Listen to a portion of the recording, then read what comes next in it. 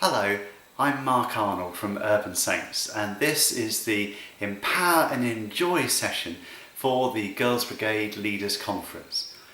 We've been looking at all kinds of practical ways for children and young people with additional needs and disabilities to be included in our group, to be able to access all we're doing and to belong. But in this session we're going to be looking at how Jesus responded to the disabled people he met, how their encounter with him was transforming, and how all of that can teach us some amazing lessons for us to use today. The first person that we're going to think about is the man who was lowered through the roof by his friends. You may be familiar with the story. Jesus was teaching in a place and some friends took their friend who couldn't walk with them to encounter Jesus, to meet Jesus, to hear Jesus and see what he was doing. And when they reached the house where Jesus was teaching, it was full. They couldn't get in, and so they climbed up onto the roof and they dug a hole in the roof and they lowered their friend down through the hole in the roof in front of Jesus so that he could hear and see Jesus and that Jesus could meet him and encounter him. And as that happened, Jesus did something extraordinary. Everybody anticipated that Jesus would heal the man, but the first thing that Jesus did was to forgive him. He said, "Son, your sins are forgiven. Your faith has forgiven you." And that's just a wonderful lesson for us to think about today. The most important thing for Jesus wasn't the fact that the man was disabled. The most important thing was his faith. And only when Jesus was challenged about his authority to be able to forgive sins did Jesus then heal him and say to him, "Pick up your mat and walk."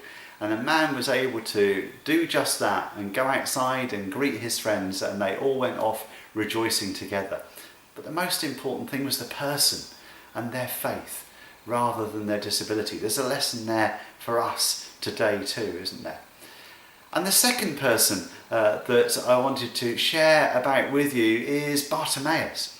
Bartimaeus was a man who was born blind. He begged on the road from Jericho to Jerusalem. And Jesus and the disciples and Jesus' followers were journeying down that road one day, and they passed by where Bartimaeus was, and he cried out to them, "Jesus, Son of David, have mercy on me." The people tried to shut Bartimaeus up, but he shouted all the louder, "Jesus, Son of David, have mercy on me." And Jesus heard him and asked Bartimaeus to be brought to him, and everybody again gathered around expecting Jesus to heal Bartimaeus there and then. But Jesus asked a really important question.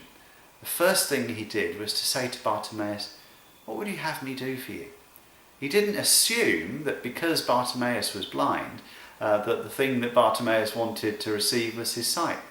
As it happened, Bartimaeus was very much wanting to see again and asked Jesus to heal him, and Jesus did. But Jesus didn't assume, and neither should we. We should always ask people, whether children, young people, or indeed adults with additional needs or disabilities, how can we help them? How can we serve them? And to hear from them ways in which we can make what we do more inclusive and more accessible and create belonging for them. Jesus, in both of those examples, reached out in love to Bartimaeus and to the man who was lowered through the roof. He reaches out in love to us, to each one of us, and to the children that we serve. And in wonderful ways we can respond to that love that Jesus has given us. We can accept that love into our own hearts and thank him for the love he has for us.